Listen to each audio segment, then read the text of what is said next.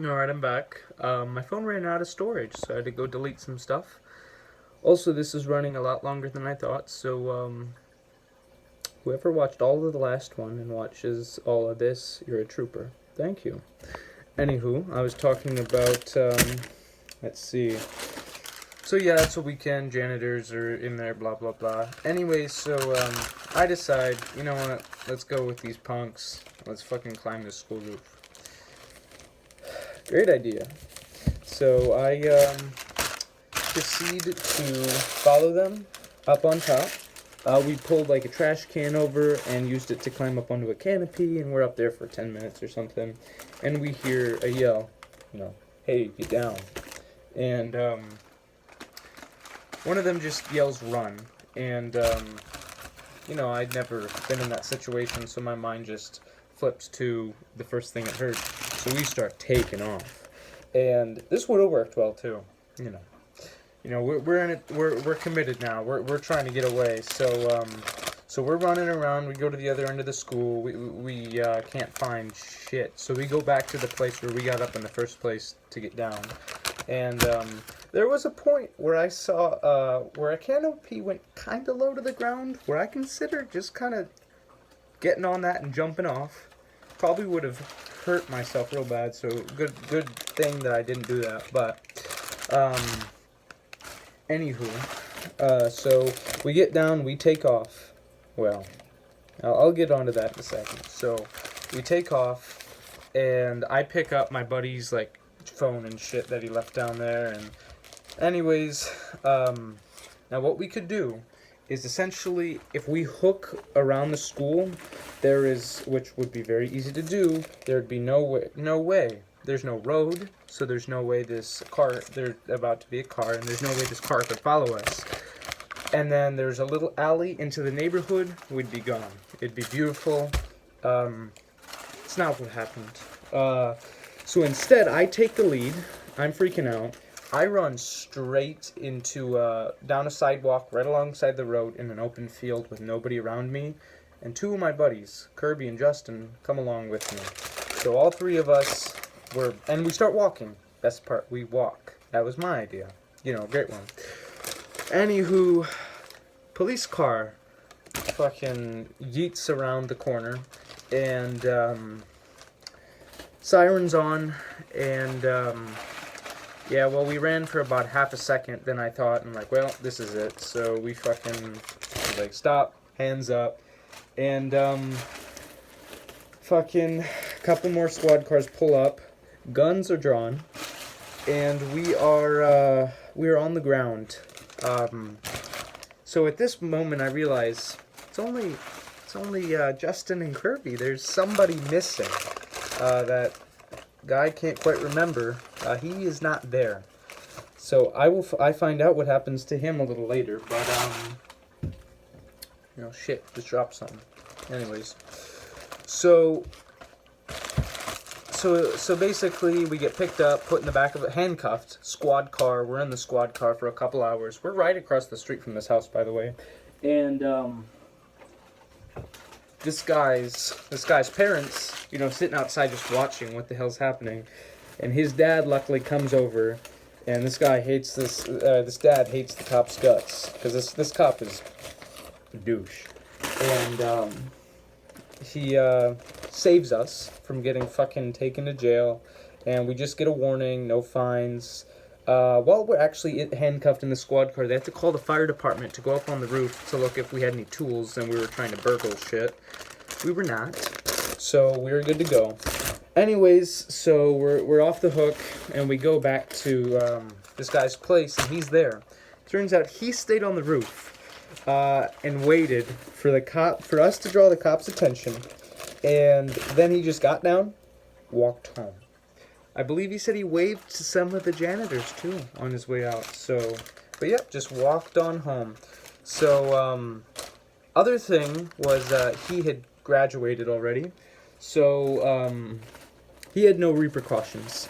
He ended up getting a warning because one of the cops figured out that why does this guy's dad want to help us so much? So they figured out that guy was up there too, and he just got a warning. No squad cars, no handcuffs. But, so Kirby, Justin, and I all go to the same high school, and they have to inform our school for some reason. I don't fucking know why, but they did. So, the school gets informed, and we get ISS for 2 days. Now, I'd never had ISS before, and it sucks. It's really boring. But, in addition, finals are about to come up, and seniors are exempt from finals, unless you're in ISS. So luckily, the principal doesn't give us ISS until after finals, because we had finals week, finals, or preparation week, finals, and then the last week of school. So technically, since we had finals after that, we didn't have to fucking, or I still got to skip them, which was nice. But, you know, this other guy who only had gotten the warning, he got off scot-free since he didn't go to school anymore as well. So, you know, that was a fun time for him. But you know, Kirby and Justin, they're the OGs. They fucking stuck with me through that shit. Let me just show you where I'm at on this. Oh, I can't flip it. That's new. So yeah, I just got a bunch of shit that I still gotta put in the freezer bag. So yeah, these are gonna run a little long. So whoever watches these, seriously, thank you for sitting through this for so goddamn long. This two-part video is already gonna be 14 minutes. So so that is the school roof story. I got plenty more, but we won't get into that right now. Let's see what else. Well, I guess I have a question to ask. Beautiful. So, if you were the guy who was up on the school roof, what would you have done? Would you have gone and, you know, gone through hell with your friends and stuck through it with them, or would you have just waited and used them as bait and then walked away scot-free? I want to know. And if you were one of the guys that got caught and you know, your friend had gotten away, how would you feel? Well, you know, what would you say to your friend? Let me know in the comments. Oh, I got another good story. So, same guys. So we have Justin, Kirby, that guy, I can't fucking remember his name for the life of me, but, and this guy's cousin as well.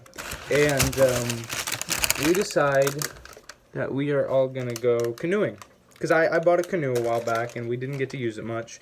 So we decided that I was about to move, we were about to graduate. As a last hoorah, we are going to go canoeing. And we decide, we want it to be like, you know, we done little practice runs like at the beach and whatnot, but we wanted like something bigger. We wanted something eventful. So we decided that we are going to go down a river for our final trip. And well, we didn't go about it very well. See, what unknown to us, well, I had a 3-person canoe, and me with everyone else, that's 5 people. So in order to fix this, we decided that we were gonna pull a 2-person tube behind us, and let's see, and yeah, it should all work well, right? We put in the water at the upper end of the river, and then we head south and end up at a beach, and our friend picks us up there. Well, we got in the water at like 5 or 6 at night. Awful idea. Don't do that. Because we should have been in the water at 5 or 6 in the morning. Because pretty quick the sunlight started fading, and we were left in this huge ass river, not even 10% of the way to the beach after hours of rowing.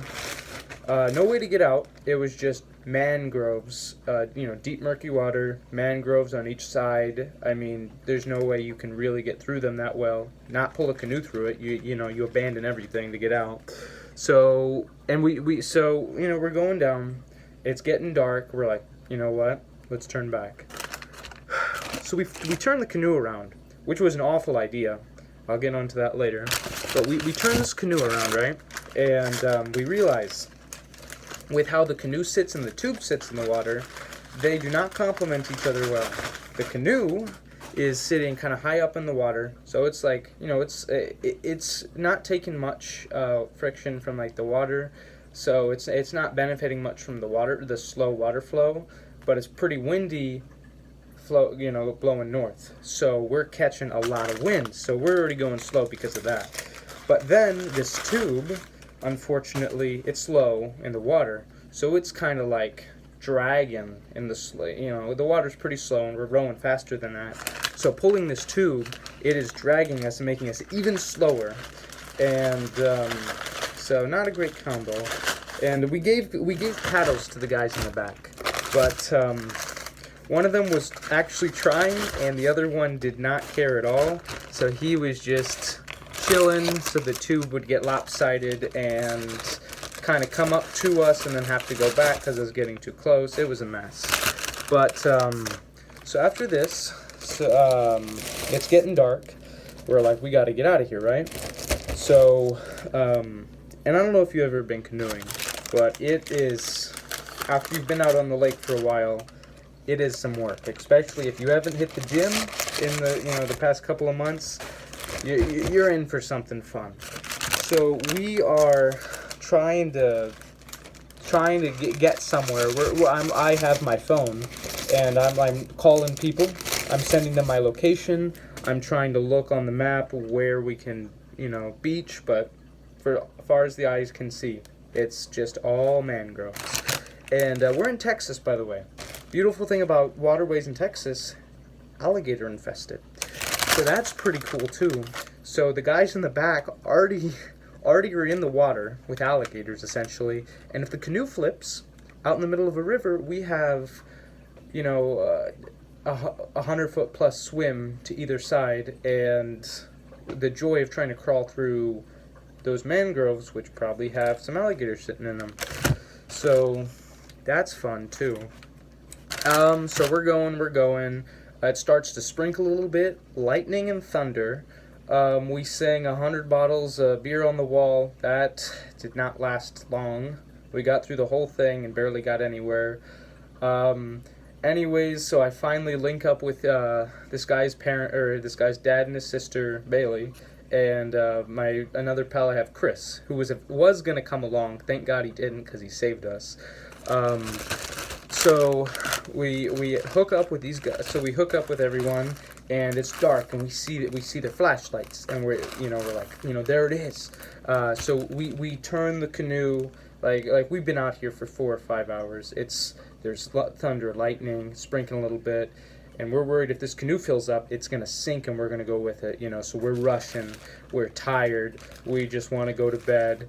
And the people in the back aren't helping much. We're just dragging them along. We're trying to row. One of the guys with the oars has no idea what he's doing. It's his first time on the canoe, but God bless his soul.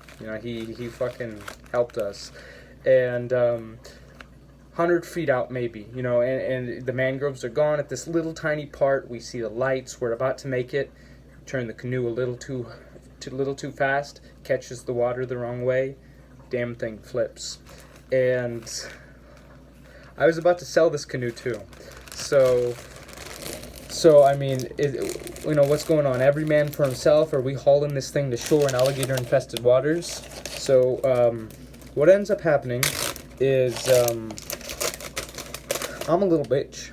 I freak out, and I had a lantern. I had my phone in a little floaty waterproof thing. So I'm like trying to grab all the shit and paddles and like throw it on the tube, which is obviously still afloat, while the other guys, they're in the water and they grab the canoe and they're like hauling it to shore. And God, I must say, I admired that one guy. I can't remember his name. I admire the hell out of him, because if it weren't for him, you know, that canoe would have been lost to this fucking river. But him and Kirby pulled that thing to shore while I was a little bitch, and I got up on the tube too. I saved the phone, lantern, paddles, and all that shit, threw them up on the tube, got on the tube, and I was like trying to row, but I was useless. I'll admit that, you know. So anyways, they hauled this canoe to shore, and the Chris and then the guy's dad and Bailey, they come up and they save us.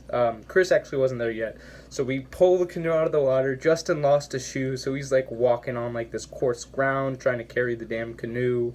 I mean, we're all tired. We're all want to go to bed. We can't believe we fucking finally made it out. And so what ends up happening is we're like hauling this thing. There was a sidewalk there too. It was perfect. So there's this sidewalk, and we're walking down the sidewalk to the parking lot, and we just see a bright light, and it was like Gandalf the White was walking towards us, and it was Chris, and he had went to the store and bought like a super powerful flashlight, and he picked us up and loaded that canoe on his truck and fucking saved the goddamn day. That was probably one of the scariest moments of my life, and you know, I'm not afraid to admit that it really showed that I was kind of a coward when it came to that. You know, I tell you that because I want you to know who I am for real, and hopefully watch me become somebody better every video. This ran pretty long, so I am done pretty much.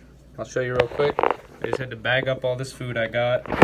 I don't know what you're seeing, but yeah, so I just got to toss this in the freezer, and good to go. So that is my two-part video about some miscellaneous stories from my life, and if you guys have any topics you want me to talk about in the future, go ahead, put them right down in the comments, and I will get to them. I need stuff to talk about.